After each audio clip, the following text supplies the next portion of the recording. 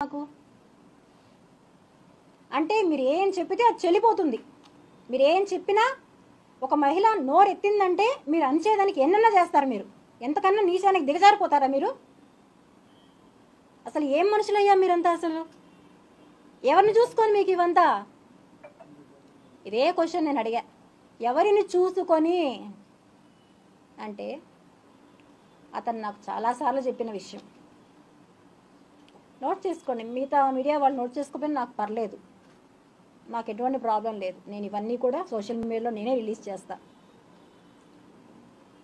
మా అధినేత ఎవరైతే ఉన్నారో, నేను ఇప్పుడు కూడా చెప్తున్నానండి, నేను ఏ పార్టీ దాన్ని కాదు, నెక్స్ట్ కూడా చెప్తాను, నేను ఏ పార్టీ సంబంధించిందని కాదు. నేను అక్కడి నుంచే చెప్పా, ఇంకొకరి గురించి నేను చెప్తాను. ఎక్కడి నుంచి చెప్పాను? జైపూర్లో మీకు నేను బయట నుంచి వస్తానే ఒక వీడియో రిలీజ్ చేశా, ఎవరి గురించి చెప్తాను అనేసి. నా దగ్గర ఆయనకి సంబంధించిన పెన్ డ్రైవ్ ఉంది, ఆయనకి సంబంధించిన డీటెయిల్స్ నా దగ్గర ఉన్నాయి.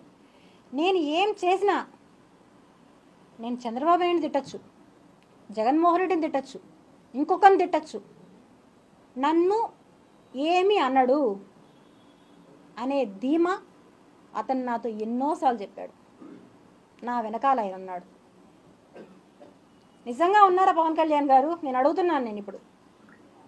నేను మిమ్మల్ని అడిగాను, దండం పెట్టి అడిగాను, అన్నా నేను ఒక ఆడపడుచు బాధపడుతుంది, బయట వచ్చాను, దండం పెట్టి అడిగాను, నాకు న్యాయం చెయ్యండి అంటే మీరు సపోర్ట్ చేశారో లేదో నాకు తెలీదు.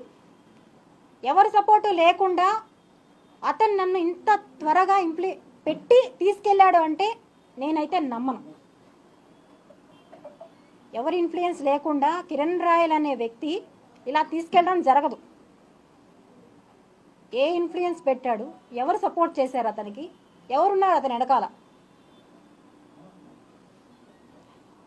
ఇంతమంది అమ్మాయిల్ని చేస్తున్నావే నువ్వు అని అడిగితే నేను చెప్తున్నాను కదా, ఎవరేం చేస్తారు నన్ను? నేను ఆయన్నే బ్లాక్మెయిల్ చేస్తాను. నువ్వెంత నాకు అంటాడు.